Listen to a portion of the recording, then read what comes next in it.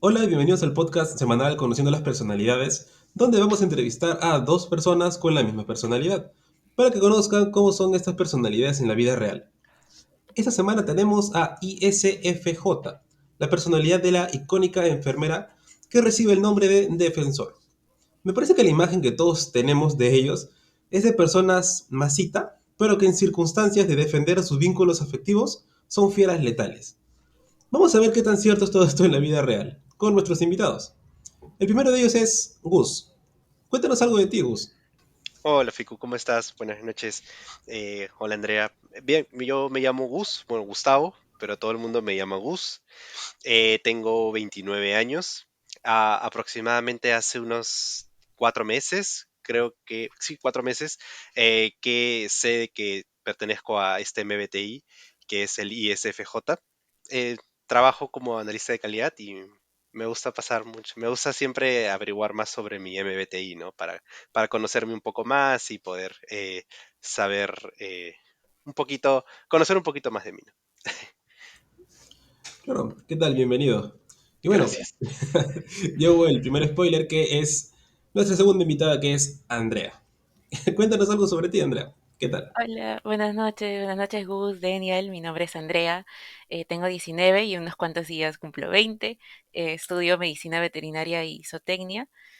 Bueno, como dato curioso, tengo un perrito, una gata, dos hámsters y bueno, en mis ratos libres hago prácticas en un establo con vacas y también hago prácticas en una clínica veterinaria. Es un placer estar aquí con todos ustedes. ¿Qué tal? Bienvenida. Me parece bien chévere que tengas bastantes animales, ¿ah? Tienes con qué practicar. Bueno, la primera pregunta para ambos es sobre su experiencia conociendo el MBTI. ¿Cómo es que conocieron su personalidad? ¿Y cómo también se sintieron al saber el suyo? O sea, al saber que había gente que procesa la información de una manera muy similar a la que ustedes lo hacen. Bueno, en mi caso, yo vengo, bueno, sé que pertenezco al MBTI SFJ hace unos 4 meses. Recuerdo que, bueno, mi enamorado me había comentado un poquito sobre lo que era el MBTI. A él le gusta mucho saber más sobre los MBTI de las personas, ¿no? Y siempre insistía, ¿no? En que haga el test para poder saber cuál era mi MBTI exacto. Y yo, pues sí, siempre me sentía animado, pero por algún otro motivo no tomaba la decisión, ¿no? Hasta que hicimos el test juntos, ¿no? Y y pues yo tenía, bueno, pensé que iba a pertenecer a un MBTI diferente. Si no me equivoco, pensé que pertenecía al MBTI INFJ. Sin embargo, cuando tomé el test, pues dio la casualidad que soy ISFJ, que en verdad no conocía, no había escuchado antes sobre este MBTI, pero conforme fui leyendo, fui averiguando un poco más y fui conociendo de repente personajes de series de televisión, películas o personajes eh, reales, ¿no? Que comparten el mismo BTI, pues me sorprendió, pero a la vez me sentí bastante identificado con las características que tienen, ¿no? Entonces para mí fue una sorpresa bien bonita y me permitió como que sentirme identificado y que pertenecía a un grupo, ¿no? De personas y que mi forma de pensar no era tan, entre comillas, extraña, ¿no? Por llamarlo de alguna manera. Mira qué bonito, aunque es usual, me parece, que en la comunidad MBTI uno se confunda con la otra personalidad que es INFJ, ya que tienen bastantes cosas en común, pero al final son diferentes, ya que uno se basa en lo que es una proyección abstracta y otro se basa en lo que son las experiencias reales, físicas, las que se viven en carne propia. Sí. En tu caso, Andrea, ¿cómo fue? Bueno, hace 3 años, en una reunión familiar, mi prima Adriana, que estudia psicología, me mostró justo así, por curiosidad, el test, el de 16 personalidades, y lo hizo toda la familia, y bueno, ahí salí ISTJ. Y como que empezaba a leer y no coincidía del todo, entonces lo dejé como que un mes. Y de ahí a inicios de pandemia me empezaron a aparecer TikToks así de full MBTI. Y entonces como habían de todas las personalidades, yo empezaba a leer, pero no sabía muy bien cómo funcionaba hasta que el año pasado que volví a ver a mi prima, volvimos a hacer el test y ahí salí ISFJ. Entonces empecé a leer y bueno, sí iba mucho más acorde de lo como yo me percibía. Y entonces empecé a leer también sobre las funciones cognitivas y descubrí que era mucho más allá que un solo test, ¿no? Que no siempre es muy verídico. Y pues luego tuve la sesión contigo, Daniel, y me quedó mucho más claro. Y luego por mi cuenta también iba complementando y terminan como un, ah, caray, sí soy. Bueno, como ya se habrán dado cuenta, la mayoría, el test maltipea a bastantes personas. Pero cuando uno se pone a investigar un poquito más, sí se da cuenta de que sí tiene bastante sentido el tema de las funciones cognitivas. Así que siempre recuerden, es importante el aprender las funciones cognitivas. Sobre todo para poder identificarte y entender cómo eres. Bueno, la siguiente pregunta que les voy a hacer es una para empezar así con fuerza el podcast. Y esta es, ¿qué consideras tú un vínculo afectivo? ¿Qué es lo más importante para que alguien reciba el título de amigo para ti? Y eso lo menciono porque ISFJ es una personalidad que está muy vinculada con esta palabra, con vínculo afectivo, con los amigos, las personas cercanas. En primer lugar con Andrea. Bueno, yo resumiría el concepto de amistad en sí en confianza y apoyo mutuo. Por ejemplo, las personas que yo considero amigos son aquellas con las que yo siento que primero conecto muy rápido desde el ámbito emocional porque tenemos como experiencias similares o percepción similar de las mismas cosas. Y también porque puedo apoyarme en ellas cuando hay problemas y también, sobre todo, que yo puedo aportarles algún consejo o alguna ayuda lo que sea, ¿no? O sea, de forma que yo las pueda ayudar. Entonces, diría casi como que existe un sentimiento incluso hasta familiar o yo lo veo hasta un poco maternal en mi caso, porque inconscientemente como que asumo ese rol en mi grupo de amigos, de como la mamá del grupo, porque me nace como que cuidar a mis amigos, estar con ellos y darles un consejo de lo que yo sepa o cuando ellos tienen alguna duda, ¿no? Y ver que ellos confían en mí para contarme justamente sus problemas y pedirme ayuda es como que muy gratificante. Entonces, como mencioné, si existen esos dos pilares como la confianza y el apoyo mutuo, puedo decir que sí, este grupo de personas son mis amigas, incluso mis amigos más cercanos, y es lo que nos mantiene como tal. Y esos dos pilares, más o menos, ¿qué tiempo demoran en forjarse para ti? Ah, para mí, pues relativamente un tiempo moderado. Por ejemplo, hay personas con las que yo he conectado muy rápido porque tenemos, por ejemplo, em, una niñez parecida, hemos vivido ciertas cosas similares, entonces con ese tipo de personas es mucho más sencillo como que entablar una confianza porque es como que, ah, bueno, ha vivido lo mismo que yo, entonces podemos afrontar una situación de la misma forma y no va a ser tan complicado o no vamos a tener como que muchas discrepancias. En cambio, con personas que venimos por decirlo así, contextos un poco más diferentes, sí me cuesta un poco más confiar porque hay momentos en los que yo tengo que ceder a, a las nociones que ellos tengan ya prescritas, por decirlo así, desde el pasado, entonces me cuesta un poquito más, pero es más que todo dependiendo de cómo en el primer encuentro esa persona y yo conectamos de cierta forma. Entonces, las primeras impresiones son bastante importantes. En tu caso, ¿vos Sí. piensas lo mismo de esta pregunta en particular? O sea, sobre la primera impresión de una persona. De hecho, sí, coincido mucho porque en lo personal yo creo que esa impresión, esa energía que transmite una persona desde que la conoces, para mí es un factor muy importante al momento, pues, de definir la amistad, ¿no? Me ha pasado con mis mejores amigos que ha habido una conexión bastante especial, ¿no? Es un poco inexplicable porque simplemente es una conexión automática, ¿no?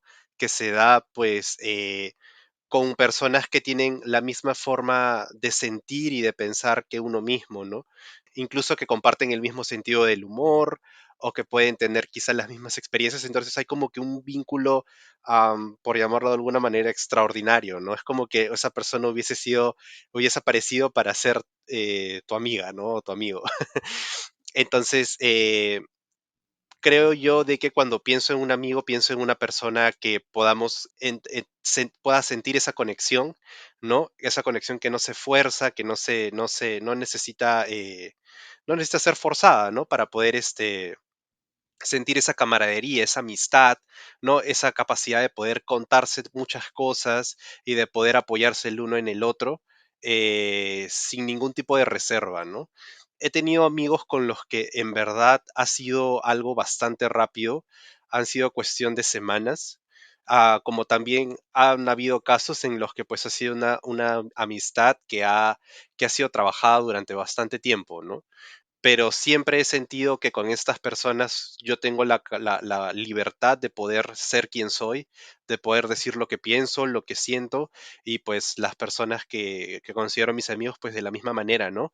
Y de siempre recurrir a mí cuando ellos lo necesiten, no importa el día, la fecha, la hora, ¿no? Siempre hay esa conexión eh, que principalmente es por cómo uno siente y cómo uno piensa, ¿no? Incluso la personalidad entra mucho a tallar ahí, ¿no? Claro, aunque algo que me llamó mucho la atención es que dijiste rápidamente y semanas. Estoy Ujú. seguro que más de una persona, o sea, más de un MBTI aquí, habrá pensado, wow, un ISFJ ve poco tiempo la palabra semanas. Impresionante. Bueno, para un amigo, o sea, para poder llamar a alguien un amigo, creo que sí es, o sea, en lo personal sí lo considero una semana o 2 semanas, me parece algo bastante acelerado, ¿no? O sea, en lo personal, cuando hablo de amigos y cuando converso sobre mis amigos, ¿no? Son personas muy específicas, ¿no? Personas con las que sé que puedo compartir, con las que puedo conversar, ¿no? Recuerdo el caso de una amiga muy en particular a la que conocí en junio del año pasado. Y de hecho no nos conocíamos, de hecho nos hablábamos a través de Microsoft Teams en reuniones virtuales porque somos compañeros de trabajo y la conexión fue inmediata. Entonces, sin embargo, creo que ambos pues sí conversábamos, pero recuerdo que en una semana o en una semana y media surgió algo en ella que me dijo, ¿puedo conversar de algo contigo? Y yo le dije, claro, por supuesto. Y empezó a contarme las cosas y como yo le aconsejé, ella me dijo, oye, en verdad, pues me ha servido mucho lo que me has dicho, ¿no? Entonces, el crear ese vínculo, ese nexo, esa confianza en la otra persona, y muchas veces no suele ser tan rápido, ¿no? Pero con ella fue súper, súper rápido. Esta amiga se llama Fernanda, entonces, sí fue algo automático, ¿no? Entonces, sí, para mí eso ha sido súper rápido, ¿no? El encontrar esa amistad que ahora mantenemos hasta ahora, ¿no? Como también tengo amigos que pues por más que conversábamos y nos reíamos y todo, pues verdaderamente ese vínculo afectivo que yo verdaderamente tengo con mis amigos, pues sí me ha tomado más tiempo, ¿no? Sí me ha tomado verdaderamente a mí sentirme en la comodidad de poder considerar a estas personas como amigos y que estas personas pues de la igual manera me consideren como un amigo, pues, ¿no? Claro que sí. Si se pregunta por qué he hecho tanto hincapié en esta palabra que es amigo, es porque es una palabra muy importante para todos los ISFJ. O sea, no es como que lo tomen algo como que a la ligera. Cada persona que ellos consideran un amigo es una persona en la cual ellos van a hacer absolutamente todo. Y también están esperando que sea recíproco, como dice Andrea. Así como yo puedo contar contigo, igual quiero que cuentes conmigo para absolutamente todo. La siguiente pregunta también está vinculada a esta. Y es, ¿me podrían contar algo que hayan hecho por amistad o por cariño que haya sido intenso o raro? Empezando con Gus. Bueno, recuerdo algo muy particular, fue hace algunos años atrás, si no me equivoco fue en el 2016. Recuerdo que tenía uno de mis mejores amigos, que es uno de mis mejores amigos hasta ahora, estaba pasando por un momento muy complicado, pues había perdido el trabajo, tenía problemas familiares y pues su estado de ánimo no era el mejor, ¿no? Entonces recuerdo que siempre que trabajábamos bastante cerca, entonces solíamos juntarnos, reunirnos la mayor cantidad de veces posibles para poder conversar, ¿no? Y poder siempre como que por ahí procurar subirle los ánimos, ¿no?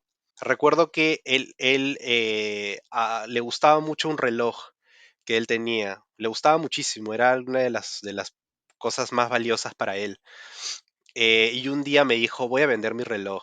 Y yo agarré y le dije, ¿qué? ¿Por qué? Me sorprendí porque en verdad él amaba su reloj. Esa era una cosa que era algo invaluable para él. Y me dijo, lo voy a vender porque, pucha, necesito el dinero, necesito hacer unos pagos y en verdad no me doy abasto. Entonces le dije, ya está bien. Me dijo, si conoces a alguien, porfa, avísame para poder, ¿no? Prefiero que se vaya con alguien de confianza, ¿no? Ya está bien. Entonces en mi mente pensé y dije, pucha, ¿qué puedo hacer para ayudarlo? Entonces recuerdo que le dije, oye, he conseguido a alguien que necesitas mandarme una foto porque estaba interesado en comprar un reloj. Entonces mandó las fotos, todo, me dio el precio y le dije, ya, la persona que esté interesada lo va a comprar. De verdad, muchas gracias. Me entregó el reloj para que yo se lo entregara a la persona, le entregué el dinero, ¿no? Entonces, recuerdo que eso fue en noviembre del 2016. Y para Navidad, recuerdo que en una de las reuniones que teníamos luego del trabajo, le dije, oye, te tengo que entregar tu regalo de Navidad. Y me dijo, ¿qué pasó? Entonces le entregué en una, como que en una envoltura de regalo el reloj que él había vendido.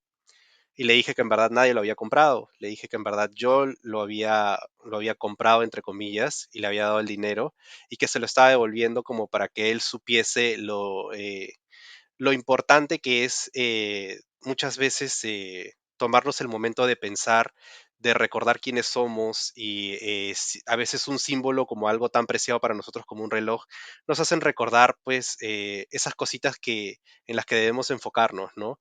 Y de alguna manera pues me ayudó también a reforzar la amistad que teníamos, ¿no? Cuando lo pensé fue raro, dije cómo lo vaya a tomar, no lo sé, pero recuerdo que su reacción fue bastante emotiva, se emocionó muchísimo. Me dijo, sabes, de alguna manera sentía de que tú eras la persona que lo estaba comprando y que no me lo querías decir porque no querías avergonzarme, pero nunca lo usabas, entonces descarté la idea que había sido tú, pero nunca pensé de que lo ibas a comprar para devolvérmelo, ¿no? Como para mandarme un mensaje o algo, ¿no? Entonces, nada, es una de las cosas que más intensas que recuerdo haber hecho, pero lo hice para que él también pues pudiese tener como que una manera apoyarlo y darle una alegría, ¿no? Recordarle que sus amigos y él mismo pues quienes son, pues él quien es, pues es suficiente para poder afrontar todo tipo de problemas, ¿no? Y eh, cualquier problema que él pudiese tener, ¿no? Entonces, sí, es una experiencia que me viene a la mente. Claro, oye, pero de verdad qué buena gente, o sea, qué amable. Sí, Honestamente, me ha dejado un poco impresionado. De verdad es muy amable de tu parte, algo de ese calibre. Bueno, Andrea, por tu parte, ¿nos puedes contar una historia también? Una que tengas, una rara o intensa, que haya sido hecha por mero cariño o amistad. Bueno, la historia de Gus me ha dejado muy sentimental. Pero que una historia rara, pues, bueno, este año yo viajé a México y para mí siempre los viajes tienen como que una desventaja que son a veces la comida típica, porque a veces puede ser muy fuera de lo común a lo que estamos acostumbrados aquí en Perú, ¿no? Y mi papá, él tiene la función de dominante, así, clarísima, clarísima. Y él había visto en videos lo que son las micheladas. Entonces él quería probar una michelada. No sabía de qué cosa era, pero quería probarla. Y yo de por sí no soy de las personas que les gustan los sabores raros, como mezclar salado con dulce o ponerle pizza a la piña. Lo siento, no me odien, pero no, no me gusta. Y bueno, la michelada resulta que es una bebida alcohólica que tiene cerveza y a mí no me agrada mucho la cerveza. Tiene limón, sal y picante, tabasco también. Entonces es una bebida que tiene sabores muy intensos combinados y también dependiendo del estado creo que le agregan más ingredientes. Entonces la cuestión es que, bueno, llegó el mesero a la mesa, todo emocionado y nos estaba explicando sobre la michelada. Y papá la tomó y estaba en plan, Dios mío, qué novedad, está buenísima. Hasta que dijo, toma, Andrea. Y yo me quedé helada porque no pensaba que yo iba a tomar esa bebida así, que a primera vista para mí era totalmente fuera de sí. Y me dijo, si no la pruebas jamás vas a saber cuál era su sabor. Y yo estaba en plan, oh no, no, no. Y el mesero seguía ahí mirándonos. Entonces dije, bueno, no, no puedo quedar mal, entonces tengo que probarla. Y la tomé y el sabor era muy curioso. Fue una experiencia totalmente nueva y quizás para otras personalidades puede ser como que algo muy normal, ¿no? Probar una bebida así extraña, nueva. Pero para mí fue como un suceso muy importante porque jamás había probado tantos sabores así juntos. Era agradable el sabor, pero sí me ayudó a salir un poco de mi zona de confort. En tu caso, Gus, ¿te lo hubieras tomado? Sí, o sea, me parece que en una oportunidad la pude probar y sentí lo mismo que Andrea. Dije, ¿qué? ¿Cómo van a preparar algo así?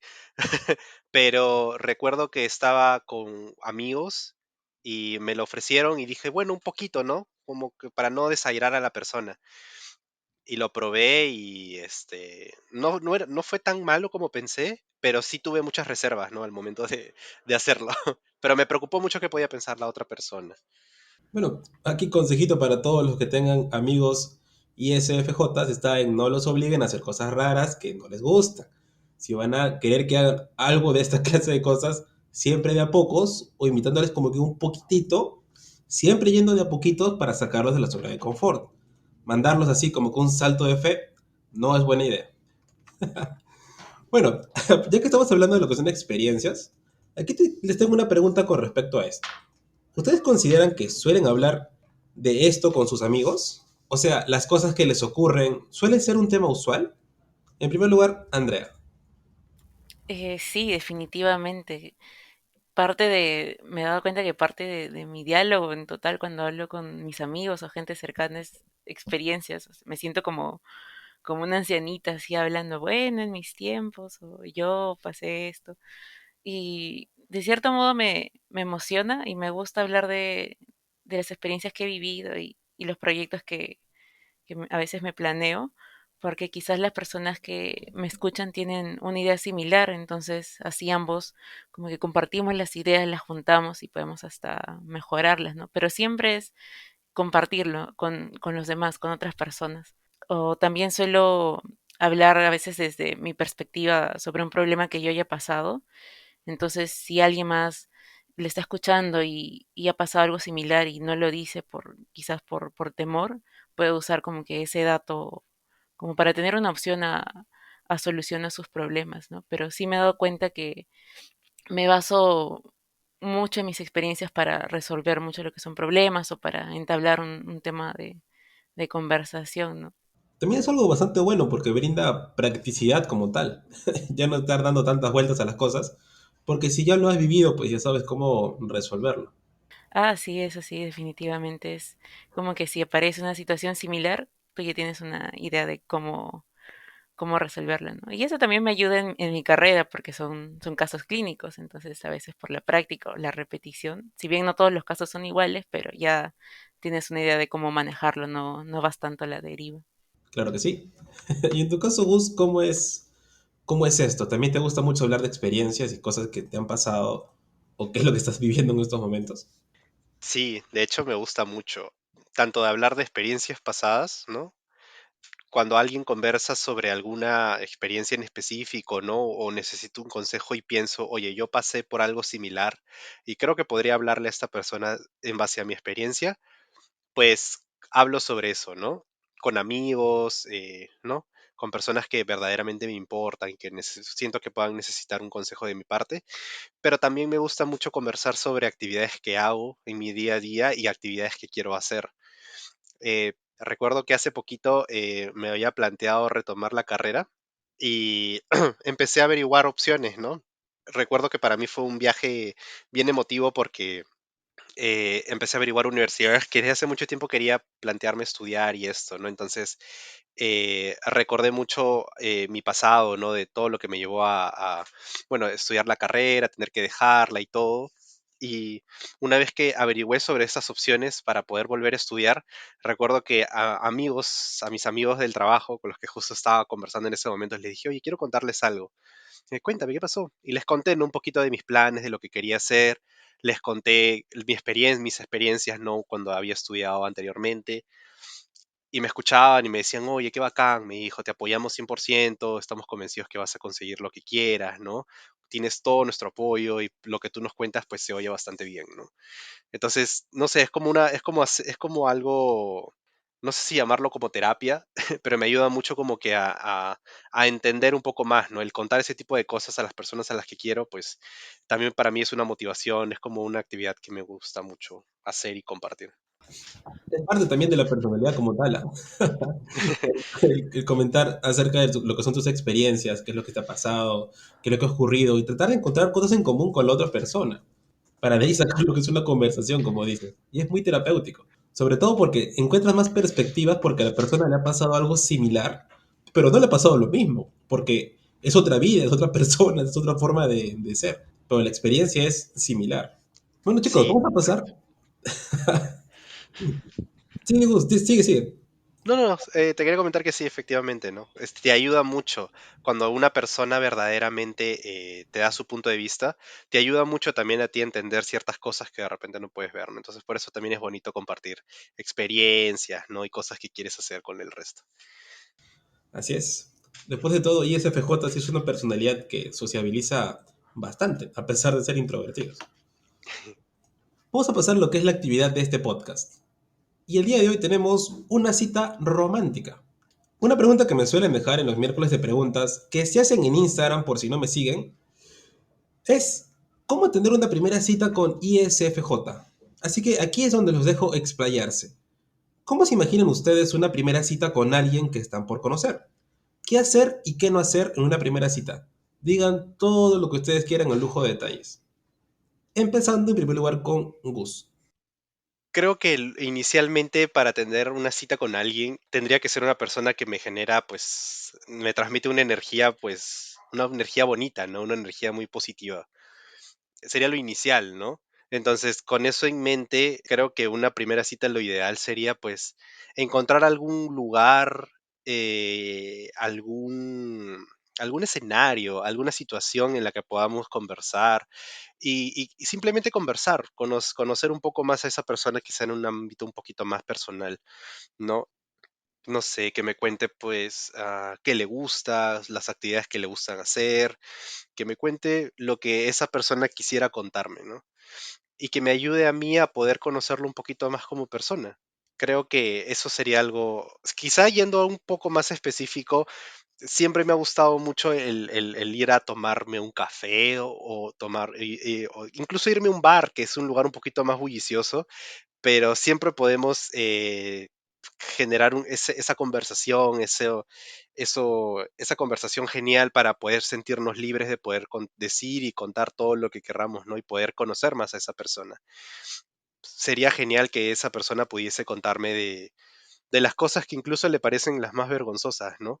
Quizá no muchas personas sean muy abiertas a hacerlo, pero si verdaderamente es una persona con la que he tenido una primera cita, pues sí quisiera saber, ¿no? Todas las cosas que esa persona quisiera contarme, ¿no? Sus miedos, sus aspiraciones, anécdotas divertidas, anécdotas vergonzosas, que me cuente sobre, no sé, su familia, incluso que se atreva a mostrarme un aspecto diferente al que esa persona muestra con el resto, ¿no? Sería algo súper, súper diferente, algo súper especial. Pero creo que todo eso surgiría a partir de una conversación, ¿no? Ahora, si esta persona opta más por, no sé, querer ir a bailar o querer salir con un grupo de amigos o cualquier actividad que no nos permita poder conversar y poder conocerlo bien, pues eso sería una banderita roja. No, no me sentiría del todo como primera cita, ¿no? Creo que ese sería mi concepto de primera cita de amor con alguien. Claro, se entiende. Aunque algo que me ha llamado la atención de esto es con respecto a las cosas personales. Ya que, ¿qué opinarías tú si en una primera cita esta persona con la que estás ahí conversando te dice algo extraño o datos bastante personales, como, ¿sabes qué? Yo tengo una colección de caracoles venenosos en mi casa. O sea, algo así, fuera de lugar, pero que es personal, fuera de todo. No es una experiencia, sino es algo propio, pero un tanto extraño. ¿Tú cómo lo tomarías? Me parecería curioso, me parecería interesante hasta cierto punto, pero le preguntaría, ¿te gusta coleccionarlos? ¿Los cuidas? Intentaría saber un poquito más de lo que esa persona quiere contarme, ¿no? Más allá de lo que pueda parecerme, si es raro o es inusual, pues apreciaría mucho el hecho de que esa persona me lo está contando, ¿no? Lo está compartiendo conmigo y me parecería algo súper lindo. En tu caso, Andrea, misma situación. Imagínate que esta persona con la que estás saliendo te comenta acerca de su colección de caracoles. ¿Tú cómo lo tomas? Bueno, casi igual que Gus, o sea, me llamaría mucho la atención. A mí me llama mucho la atención que las personas me cuenten ese tipo de cosas por ejemplo, porque para ellas es muy personal y es totalmente válido, porque demuestran que están sintiendo confianza contigo para contarte algo así, ¿no? Entonces le preguntaría, casi igual que Gus, ¿desde cuándo tiene ese hobby o si tiene otros animales? Le pediría que me hable un poco más de ese pasatiempo tan curioso, porque es totalmente así, para mí, fuera de lo normal. Ah, bueno, se entiende. Entonces, ambos están a favor de esto, de que si una persona tiene algún tipo de gusto raro o una forma rara de ser, que de todas maneras se las muestre en una primera salida, ¿cierto? Sí, definitivamente, sería, porque estaría mostrando su propia identidad y para mí eso es como que un rasgo muy atractivo que mencionen cosas curiosas, ¿no? Ya veo. Bueno, Andrea, ya entrando a a la pregunta a través de la actividad contigo, ¿cómo tú te imaginas una cita perfecta? O sea, no una cita perfecta, sino ¿qué hacer tú en una primera cita? ¿Qué recomiendas? Ah, vale. Bueno, desde mi perspectiva les podría decir a los que nos están escuchando que si quieren salir con alguien ISFJ, pues en la primera cita, como mencionó Gus, que sea un lugar tranquilo donde puedan charlar, porque nosotros valoramos mucho lo que es esa intimidad al momento de hablar, que sea un diálogo entre dos y en la primera cita no vas a ir de frente con todo tu grupazo de amigos y nosotros todos tímidos porque de por sí somos algo tímidos al empezar a conocer a alguien. Y puedes empezar con preguntas como quizás, ¿qué tal te fue hoy día? ¿Qué has hecho? ¿Cómo estás? Porque si bien a otras personalidades les puede incomodar, como que a nosotros sí nos agrada porque demuestran interés en lo que nosotros hacemos o cómo estamos, ¿no? Y así puede empezar a desenvolver lo que es una conversación mucho más fluida y también mencionar pasatiempos propios para ver si compartimos los mismos. Por ejemplo, mi enamorado es INTP y nuestra primera cita fue en un malecón, ahí al frente al mar y estuvimos hablando y hablando y él me mencionaba datos como extraños de su niñez que le gustaban ciertos videojuegos y yo había escuchado de esos videojuegos, entonces le preguntaba más o menos qué era lo que les gustaba, cómo se juega. Lo que nosotros buscamos es más que todo la comodidad. No nos gusta lo que son las discusiones. Por ejemplo, si ponen un tema muy polémico para la conversación, pues alteraría lo que es la armonía. Entonces, por ejemplo, empezar a hablar de política o de religión o cosas que son de por sí muy sensibles, pues no llamaría mucho la atención de al menos un ISFJ, ¿no? Entonces, yo pienso que más que todo se basa en hacer sentir cómoda a la otra persona mediante la charla, porque una vez que consigues esa confianza en una persona ISFJ, solita se va a ir desenvolviendo y se va a querer acercar incluso más a ti y va a buscar incluso mucho más temas de conversación para pasar tiempo contigo, ¿no? Y pues, más que todo eso, lo que mencioné, que se sienta cómoda y tampoco tratar de alardear este cosas materiales o alardear, no sé, pues conocimientos, porque a veces eso puede resultar muy intimidante y como nosotros somos mucho de las primeras impresiones, si vemos una red flag así es como que, no sé, no me conviene o me da mucha mala vibra. Entonces, apenas alguien nos da mala vibra, se nos hace mucho más difícil como que empezar desde cero a construir otra vez esa confianza.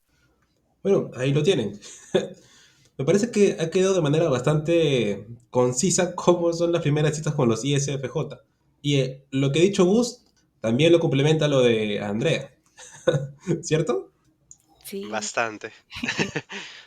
Bueno, pasamos a la siguiente pregunta de este podcast. Y esta que está aquí tiene que ver con la palabra nostalgia, que para quien no conozca el término es ese sentimiento de pena por la ausencia de algo que estuvo, pero ya no está. ¿Ustedes se consideran personas nostálgicas o lo eran? ¿Cómo trabajan en relación a ello? En primer lugar con Andrea. sí, yo sí me considero una persona nostálgica y de cierta forma creo que es un arma de doble filo, porque, por ejemplo, hay situaciones que me hacen recordar momentos del pasado muy felices, ya sea por fotos, objetos o a veces en la misma conversación salen este tipo de recuerdos. Y para mí es como si volviera a vivir el momento, ya sea una situación buena o mala.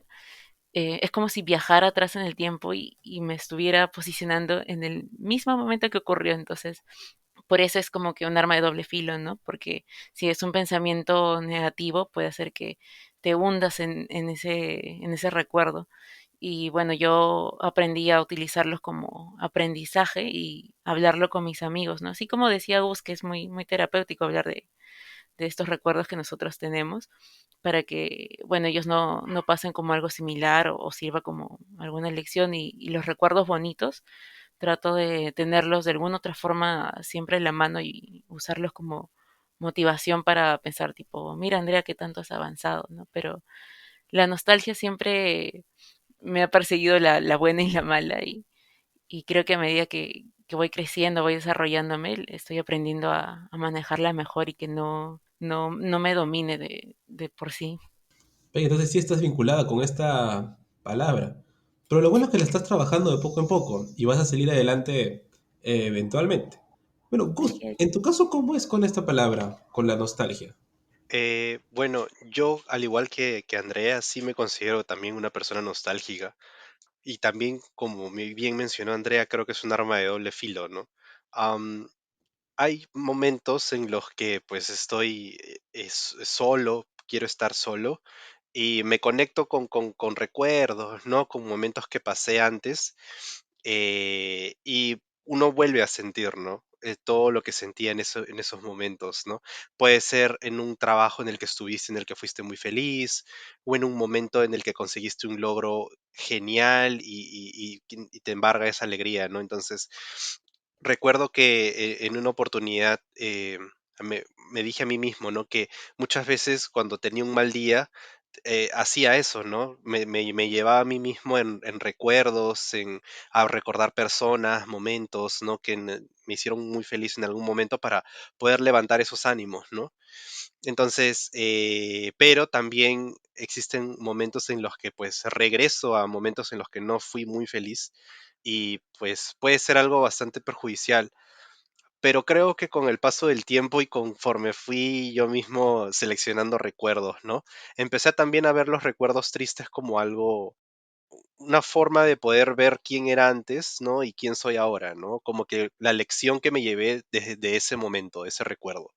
Entonces, sí me considero una persona muy nostálgica, me gusta mucho, pues, regresar a esos momentos y volver a sentir todas esas cosas, esas emociones, esos sentimientos, ¿no? Y cuando me toca recordar los momentos no muy bonitos, pues prefiero enfocarme en en las lecciones, ¿no? En las cosas que me enseñaron para poder seguir adelante, ¿no? Entonces, sí, eh, pienso mucho en las cosas que me pasaron con bastante frecuencia. Solamente que intento darle un enfoque quizá un poquito más, ¿no? No dejarme llevar mucho por la tristeza, sino más por las cosas bonitas. Vale, se entiende. Ambos lo que hacen, si no me equivoco, es comparar tanto el pasado con el presente, ¿cierto? Para así hacer que este golpe de nostalgia con respecto a cosas negativas no sea tan fuerte. Exacto, sí, es como que, tengo este recuerdo negativo, pero miras ahora el presente y es como que, o sea, mira cómo lo has superado, mira cómo has avanzado en comparación a este recuerdo en el pasado. Claro que sí. Y algo que tener en consideración acá es que los dos son jóvenes, no son personas tan mayores. Y aún así están muy vinculadas a lo que son las experiencias del pasado, lo cual es algo que llama bastante la atención. Parecemos viejitos. Siempre me han dicho que somos como jóvenes, pero que tienen el alma de un viejito. Sí, yo también he escuchado eso bastante. Ay, genial. Cosas de ISFJ, pues. Bueno, la última pregunta que les voy a hacer tiene que ver con algo negativo, el resentimiento. ¿Ustedes se consideran personas resentidas? Si alguien ya los defraudó o decepcionó, ¿creen poder volver a confiar en esa persona? Primero, Gus. Sí, o sea, tengo una experiencia que me pasó, que me marcó muchísimo como persona y que me chocó un poco por la manera en la que reaccioné, la manera en la que actué. Normalmente pues yo soy una persona que siempre tiene, o sea, siempre cree en las personas, ¿no? Siempre creo en las segundas oportunidades y creo mucho en que una persona puede resarcir sus errores. Creo mucho también en que pues al final cuando tú decides sacar de tu vida a una persona, tiene que ser por decisión propia, ¿no? Obviamente puedes escuchar consejos de amigos, de familiares, pero quien toma la decisión al final es uno mismo, ¿no? Por convicción, y porque obviamente sabe internamente que eso es lo mejor para uno mismo. Pero recuerdo en particular un caso que tuve un mejor amigo desde el año 2013. Lo conocí y se volvió como un hermano. Y éramos muy, muy, muy cercanos durante muchos años. Hasta que pues yo en el año 2017 empecé una relación, que es la relación que tengo ahora. Y mi mejor amigo, pues yo sé que tenía las mejores intenciones del mundo, pero no, sencillamente no aprobaba mi relación, ¿no? Y empezó a tener actitudes bastante agresivas y hostiles conmigo. Me insultaba, me intentaba hacerme entender de mil formas su punto de vista, pero de una forma un poco hostil. Y muchas veces yo me decía a mí mismo, pucha, de repente es su personalidad, es su forma de ser, no lo hace por cuidarme, por defenderme. Pero conforme fui conociendo más amigos, me fui dando cuenta que en verdad una amistad no es insultar al otro para que entienda, ni tener actitudes hostiles para cuidarlo. O sea, eso no está bien. Hasta que un día, recuerdo que fue en marzo del 2020, eh, tuvimos una discusión chiquita, una discusión pequeña, o sea, no era algo tan guau. Y le dije, ¿sabes qué? Estoy cansado. Estoy cansado de tus reproches, de tus insultos, de tus formas hostiles de querer hacerme entender las cosas. Estoy harto y en verdad quiero que me dejes de hablar y que desaparezcas de mi vida. Y él me escribió y me dijo, pero ¿qué te pasa? O sea, ¿por qué me hablas así? ¿Por qué te has puesto así? O sea, esto es de repente, no entiendo. Y lo único que opté fue por dejar de escribirle y ya no volver a hablar con él. Y borré su número, ¿no? Borré su número de contactos, lo borré de redes sociales. Y en ningún momento sentí que había tomado una mala decisión, no sentí la ansiedad de que estaba perdiendo una persona importante, simplemente sentí que la decisión que había tomado fue la correcta. Y no sentí esa ansiedad de cuando te desprendes de algo o alguien que es importante. Y hasta ahora, si alguien, muchos amigos que tenemos en común me preguntan, ¿y no lo extrañas? O sea, eran muy cercanos, muy unidos. Y le dije, sí, pero no. Creo que tomar la decisión de sacarlo, sacar a esa persona y hacerla ajena a mi vida ha sido una de las mejores decisiones que he tomado. Simplemente un día me di cuenta y dije, ya no. O sea, ya no quiero permitirlo más. O sea, ya no quiero que sea mi amigo, yo no necesito un amigo así. Y pues hasta ahora, si alguien me pregunta si quiero volver a hablar con él o algo, pues la respuesta es que no. Simplemente ya no quiero saber nada más de esa persona. Quiero que le vaya súper bien y quiero que consiga todas las cosas que esa persona quiere conseguir en su vida, pero yo ya no lo quiero hacer parte de mi vida. Entonces para mí fue algo abrumador al principio, como que, ¿cómo fue eso de repente, no? ¿Cómo llegaste a ese punto? Nunca había sacado a alguien de mi vida de esa forma, pero lo hice. Y no me sentí raro, no me sentí diferente, ¿no? Fue como que una decisión radical, pero la sentí correcta, ¿no? Entonces, creo que es la experiencia que más se asemeja a la pregunta que justo comentaba, Fico. Bueno, por lo que puedo ver, sí le pusiste la X. O sea, ya fue con esa persona. Sí, Obviamente ya no quiero volver a tener más experiencias ni absolutamente nada que ver con esta persona. Pero en tu sí. caso, Andrea, ¿cómo es esto del resentimiento?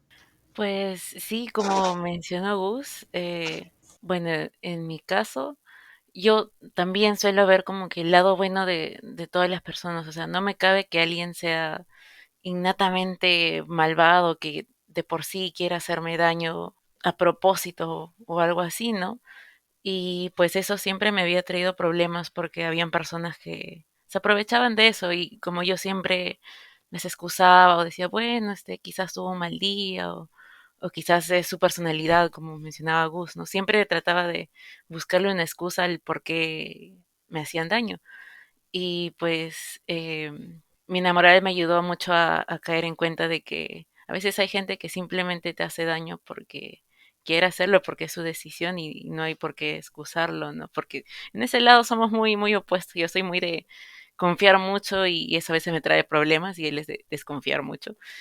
Entonces, por ejemplo, si yo seguía manteniendo una amistad con una persona que era así hiriente o lanzaba comentarios muy fuera del lugar, yo podía actuar bien con esa persona, tipo, decía, hacía de lado sus comentarios y decía, bueno, pero es mi amiga, me ha apoyado en tales cosas, no, no puedo dejarla así nomás.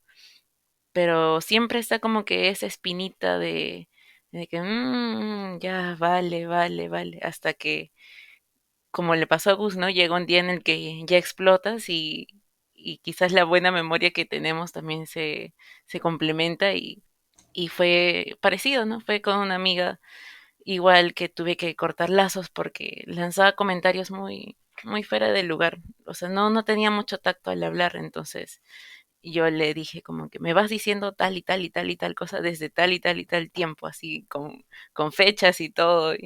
Y le dije todo lo que tenía así guardado.